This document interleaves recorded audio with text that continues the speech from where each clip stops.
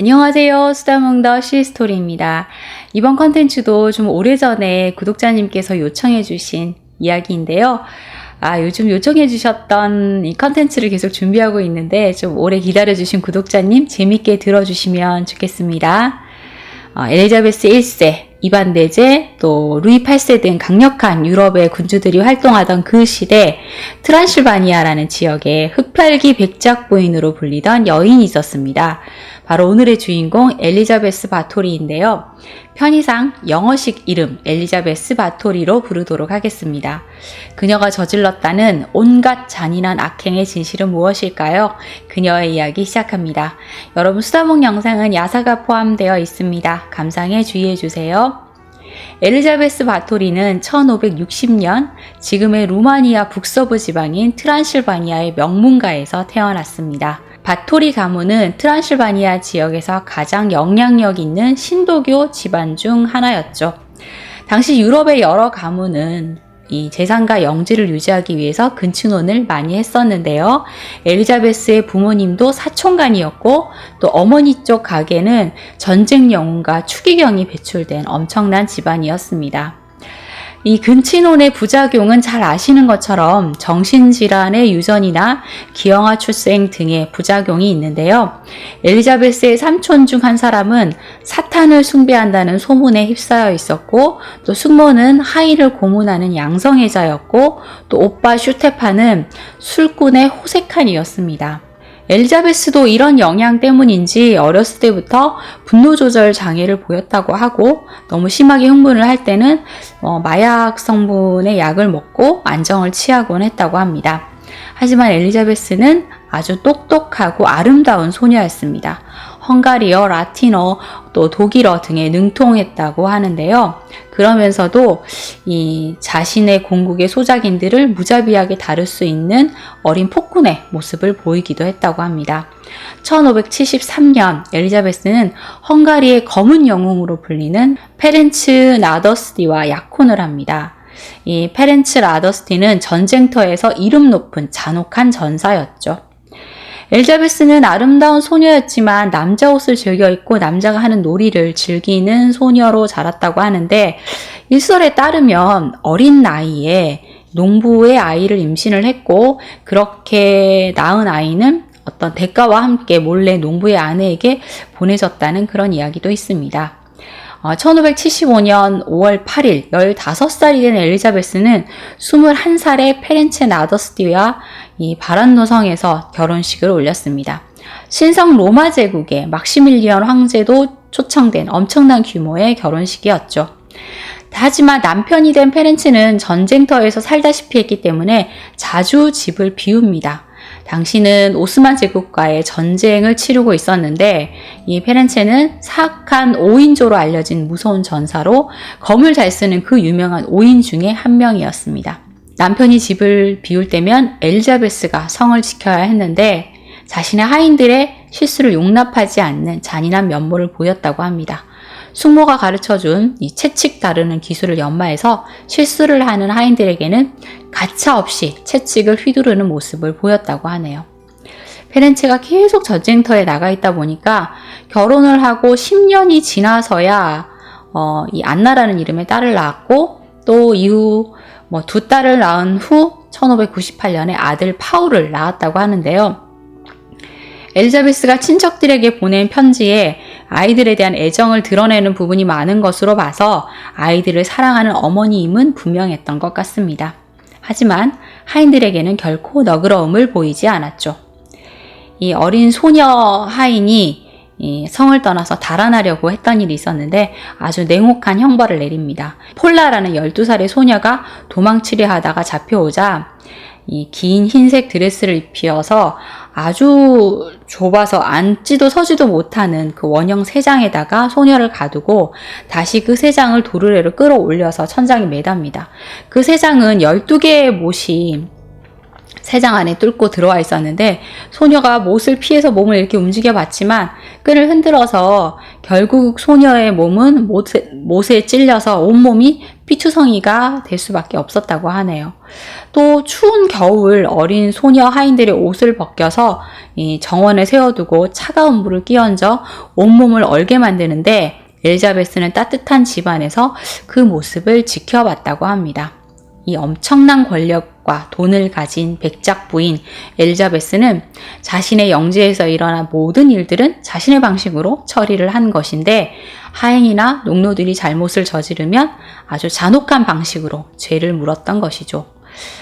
손톱 밑을 찔리면 얼마나 아픈지 경험해 보신 적 있으세요? 이 하인들이 실수를 하면 이 손톱 밑을 핀으로 이렇게 찔러서 벌을 주는 그런 일도 있었다고 합니다. 또 도둑질을 하거나 도둑질을 한 것으로 의심을 받는 사람이 있으면 빨갛게 달군 동전을 손 위에 넣어서 꼭 쥐게 한 다음 동전 모양이 손바닥에 새겨지도록 만들었다고 하고요. 또 다림질을 하던 하녀가 다림질을 제대로 하지 않았다는 이유로 뜨거운 다리미를 얼굴로 문질러서 평생 흉을 가지고 살게 되기도 했다고 합니다. 그러다가 1603년 남편 페렌체가 독살로 의심되는 죽음을 맞습니다. 남편이 죽고 엘리자베스가 이제 성주가 된 것인데요. 가장 먼저 한 일은 자신에게 잔소리를 하고 간섭하는 누네카시 시어머니 오르숄랴를 바로 쫓아내는 것이었습니다. 이후 엘리자베스는 대부분의 시간을 카크티스 성에서 보내는데요. 이 성은 끝없는 미로로 연결된 동굴들이 있는 곳으로 거기서 무슨 일이 일어나도 외부에서는 잘 알 수가 없는 그런 은밀한 장소였다고 합니다. 남편이 죽은 다음에 엘리자베스는 안나 다르볼리아라고 불리는 묘령의 여인을 만나서 이 고문 기술들이 업그레이드 됩니다.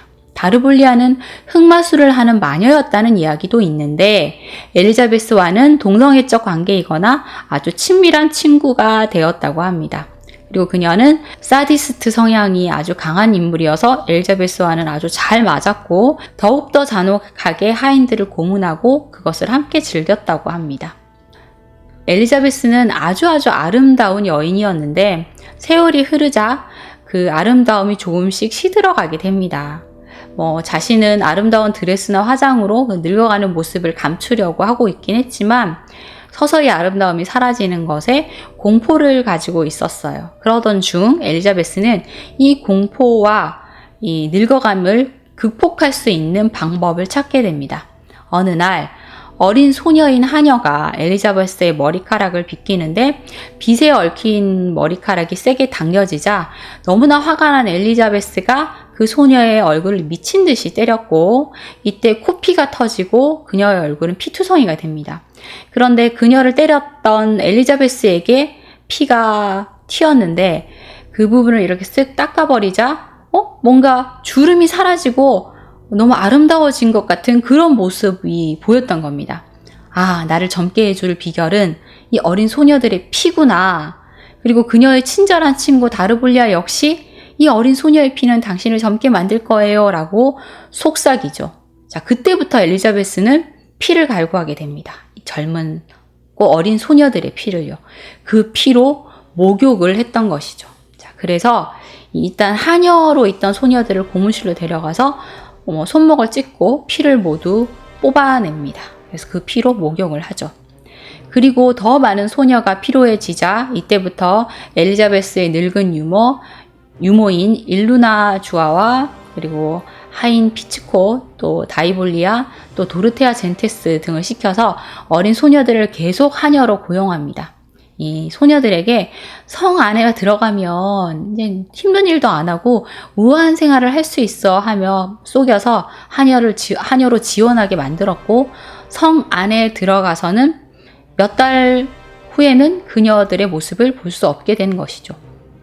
강제로 이 고문실로 끌고 간 소녀들을 온갖 잔인한 방법으로 고문을 했고 마지막에는 그녀들이 흘린 피를 국자로 떠서 양동이에 담았다고 하는데요. 엘리자베스가 소녀들의 피를 원하기도 했지만 그녀들을 잔인하게 고문하며 희열을 느꼈다는 것이죠. 엘리자베스는 그 소녀들이 죽어가는 과정을 일기장에 기록을 했다는데 어떤 소녀는 너무 빨리 죽어서 피를 적게 뽑아서 안타깝다라는 내용을 썼다고 합니다. 엘리자베스가 주문을 해서 만들었다는 이 철의 처녀라는 사용 도구가 있대요. 시계의 장인 클락 스미스라는 독일인이 만들었다고 하는데, 철제로 된 인형으로 이 내부에는 굵은 바늘들이 이렇게 꽂혀 있어서 그 안에 사람을 딱 넣고 그대로 닫으면 이 철 바늘들이 꽉 조이면서 피가 아래로 쏟아져 내리게 만드는 그런 기구였다고 합니다. 이렇게 엘리자베스는 10년 동안 600명 가량의 소녀들을 죽음에 이르게 했다고 하는데요. 엘리자베스는 이렇게 소녀들을 죽이는 것이 거의 일상화되어 버렸고, 너무 많은 소녀들을 죽인 탓에 성 안에는 시체가 넘쳐나서 그 시체 처리가 큰 문제였다고 합니다. 일단 하인들은 절단된 시체의 주인을 알아볼 수 없도록 석고를 뿌리고 밤중에 한 곳씩 내가서 파묻었다고 하는데요. 시체 처리가 제대로 이루어지지 않으니까 성 안에는 시체 썩는 냄새가 진동을 했다고 해요. 그래서 냄새가 너무 심하니까 시체들을 끌어다가 토마토와 대황을 키우는 이 성 뒤의 정원에다가 내던지고 또 파묻었다고 하네요. 자, 그러는 사이 엘리자베스의 이 온갖 잔혹한 행위를 부추기며 함께 즐겼던 다르볼리아도 나이를 먹고 병들어서 사망을 했고, 엘리자베스도 그만큼 늙어가고 있었습니다. 그리고 엘리자베스 옆에는 다르볼리아를 대신할 에르치 마르조바라는 또 흑마술을 한다는 여인이 다가옵니다. 에르치 마르조바는 이 일반 서민 출신의 하인들의 피로는 젊어질 수 없다. 깨끗한 피를 가진 귀족 출신의 소녀들의 피로 목욕을 하고 그 피를 빨아야 젊음을 유지할 수 있다고 말을 합니다. 농부들의 딸들은 사실 데리고 오기가 조금이라도 쉬웠지만 귀족 소녀들은 쉽지가 않았죠. 엘리자베스는 몰락한 귀족이나 또 자신보다 낮은 귀족 출신의 소녀들을 물색해서 데려오게 하는데요. 하지만 시간이 지나서 이상한 소문이 계속 퍼져나가자 귀족 소녀들은 더 이상 넘어오지 않았죠. 그래서 엘리자베스의 측근들은 농부의 딸들을 꼬셔서 깨끗하게 목욕시키고 아름다운 드레스를 입히고 귀족처럼 행동하도록 교육을 시킵니다. 그래서 그 소녀들을 데리고 오면 엘리자베스는 이 소녀들에게 연애를 베풀고, 또 연애가 끝나면 한 명 한 명씩 죽여서 피를 뽑아내죠. 그리고 통 속에 피를 모아 목욕을 하고 그 피를 또 마시게 됩니다. 고문을 당하고 아직 죽지 않은 처녀들이 주변에서 신음을 하면 엘리자베스는 더 크게 흥분을 했다라는 얘기가 있고요. 또 몸 상태가 좋지 않을 때는 직접 소녀들의 팔이나 가슴, 목을 물어 뜯어서 생피를 빨아먹고 그 고기를 먹었다라는 말도 전해집니다. 그때 새로 부임한 목사 자노스 포니케노츠가 교회와 이 성 사이의 좁은 오솔길에서 소녀들의 절단된 사체가 든 9개의 상자를 발견합니다. 너무 놀란 자노스는 자신의 상사인 엘리아스 라니에게 보고를 하려고 했는데, 이 보고는 미리 전해 들은 엘리자베스의 부하들에 의해서 보고서가 가로채워져서 엘리아스 라니에게 들어가지 않게 되죠. 자, 그러는 사이 소녀들은 더 많이 죽어나갔고, 인근에는 너무 소문이 많이 나서 더 이상 소녀들을 구할 수 없는 상황이 되어자 엘리자베스의 하인들은 먼 마을에까지 가서 많은 돈을 주고 소녀들을 깨워와야 해서 재정상 어려움이 많이 생겼다고 해요. 그래서 엘리자베스는 가족 명의의 성 중에 테벤성과 베코프성을 팔아야 할 정도였다고 합니다. 자, 그러는 사이 그녀의 살인 행각에 대한 소문은 널리 퍼져서 그녀에 대한 정식 고발장이 헝가리 의회에 제출되게 됩니다. 당시 헝가리 왕이었던 마티아스 2세는 엘리자베스의 사촌 가보 바토리와 악연이 있었습니다. 가보 바토리는 마티아스 2세를 해치우고 트란실바니아 지역을 확장해서 제국의 땅까지 차지하고 싶어 했고, 이 일이 들통이 나서 엘리자베스도 연루돼서 고초를 겪은 적이 있다고 합니다.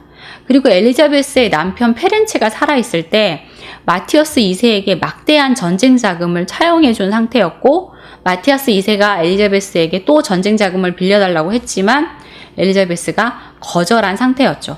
그런 엘리자베스의 잔혹한 범죄 행위가 고발이 되자 그녀의 친척들은 자신들에게도 불똥이 튈까봐 두려워서 엘리자베스를 체포하고 재판받게 하는데 더 적극적으로 협력했다고 합니다. 1610년 3월 말부터 7월 초까지 이 엘리자베스 사건에 대한 목격자들이 증인으로 나서서 증언을 하는데 34명의 목격자 중 에는 귀족들도 섞여 있었다고 합니다.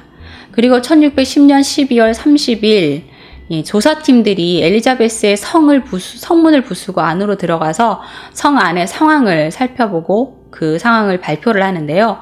온몸에 피가 모두 빠져나가버린 젊은 여자의 시체도 있었고 꼬챙이에 찔린 채 살아있는 여자아이도 몇 명 있었고 지하실에는 온갖 종류의 고문으로 만신창이가 된 젊은 처녀들이 수두룩했다라는 발표를 합니다. 그리고 곳곳에 피가 말라붙은 칼, 송곳 등의 고문 도구들이 발견되었다고 하고 성 주변을 파보니 여자 시체가 100여 구가 나왔다고 발표를 하죠.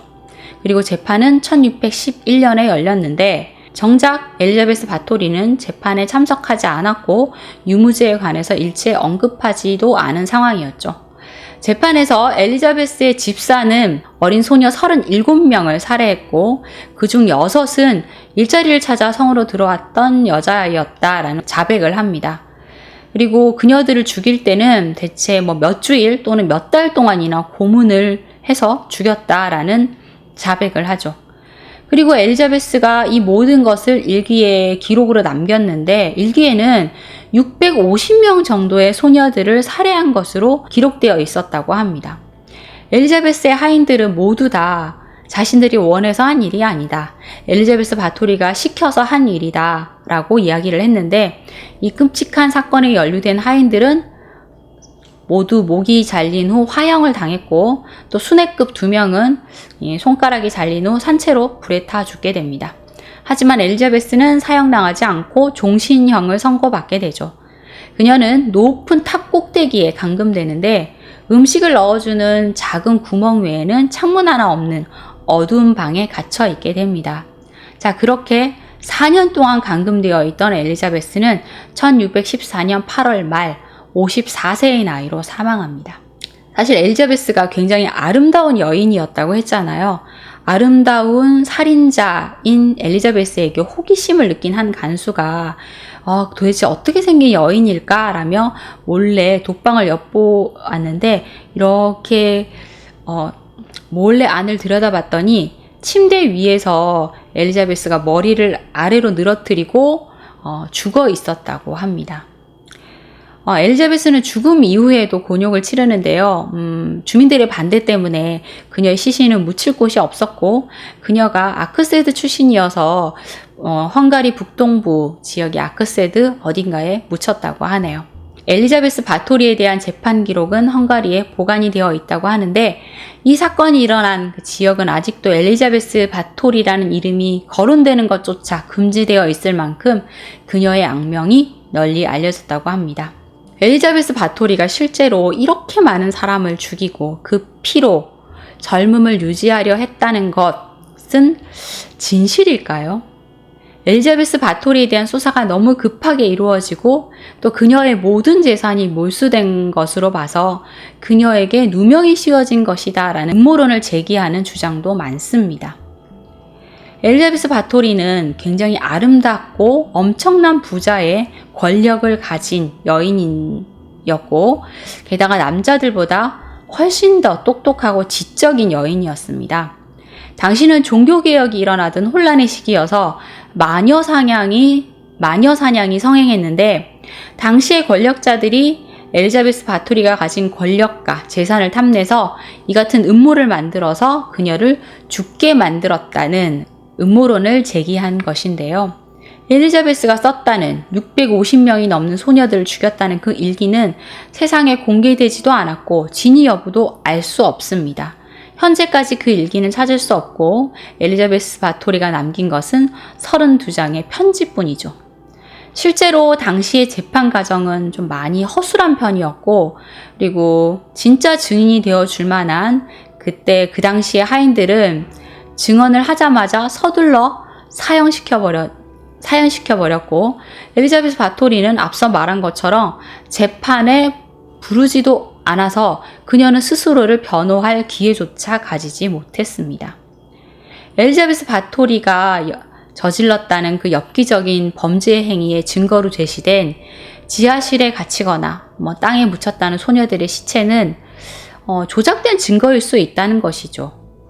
그리고 아무리 폐쇄된 공간에서 일어난 일이라 하더라도 650명이나 되는 소녀를 죽일 동안 아무도 제재할 수 없었다는 게 있을 수 있는 일일까요? 그리고 시체 처리를 아무렇게나 했다고 하는데, 이 정도 수의 시체라면 인근 지역 사람들은 아마 살 수 없는 지경이 아니었을까요? 그 시체 썩는 냄새가 분명히 마을까지 번져와서 성 안은 물론이고 밖에서도 아마 생활을 할 수 없을 정도가 아니었을까라는 생각이 듭니다. 그리고 그 당시는 각 마을마다 인구가 많지 않았어요. 한 500~600명 정도의 작은 마을들로 구성이 되어 있는데, 아무리 먼 곳까지 가서 소녀를 데리고 온다고 해도 그 많은 수의 소녀들을 충당하기에는 너무 힘들지 않았을까라는 생각이 듭니다. 하인들이나 농노들을 엄하게 대하거나 강하게 체벌하는 행위는 했을 수 있겠죠. 당시에는 하인들이 잘못을 하면 굉장히 잔인한 체벌을 하는 일들이 많았습니다. 그러니 분명히 엘리자베스 바토리도 하인들을 잔인하게 체벌을 했을 수 있을 것 같아요.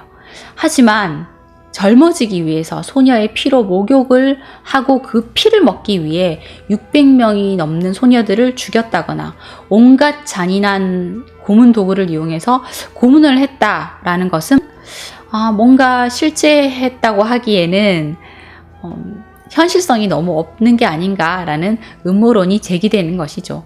거기다가 이 헝가리 왕 이 마티아스 2세와 엘리자베스 바토리의 관계를 살펴봐도 그녀가 음모론에 빠졌고 그녀의 재산은 그렇게 몰수당하게 된 것이다 라는 예측을 해보게 되는 겁니다. 앞서서 엘리자베스 바토리의 온갖 잔인한 행위를 언급해놓고 이것은 팩트가 아닐 수도 있다라고 말씀을 드리면 좀 허무할 수도 있겠지만, 앞서서 말한 우리가 알고 있는 엘리자베스 바토리의 이야기는 1795년에 웨그너가 쓴 책 속에 등장하는 내용입니다. 웨그너는 100년 전에 일어났던 이 일에 대한 전설과 소문을 다 모아서 더 풍부한 상상력을 가미해서 글을 썼기 때문에 실제로 엘리자베스의 머리카락을 잡아당긴 소녀를 때리다가 피가 묻은 자신의 모습을 보고 각성을 해서 그 피 목욕을 하게 되었다라는 이런 얘기도 웨그너의 책에 첫 등장을 하게 된 것이죠. 재판 과정에서는 이런 이야기는 나오지 않았습니다. 엘리자베스 바토리, 그녀는 과연 그 많은 소녀들을 죽인 잔인한 백작 부인이었을까요? 아니면 종교적, 정치적 희생양이었을까요? 자, 오늘은 500여 년 전 피의 백작 부인, 마녀 바토리, 흡혈귀 백작 부인으로 불렸던 엘리자베스 바토리 이야기해 보았습니다. 여러분 구독과 좋아요 부탁드립니다. 지금까지 수다몽다 쉬스토리였습니다. 감사합니다.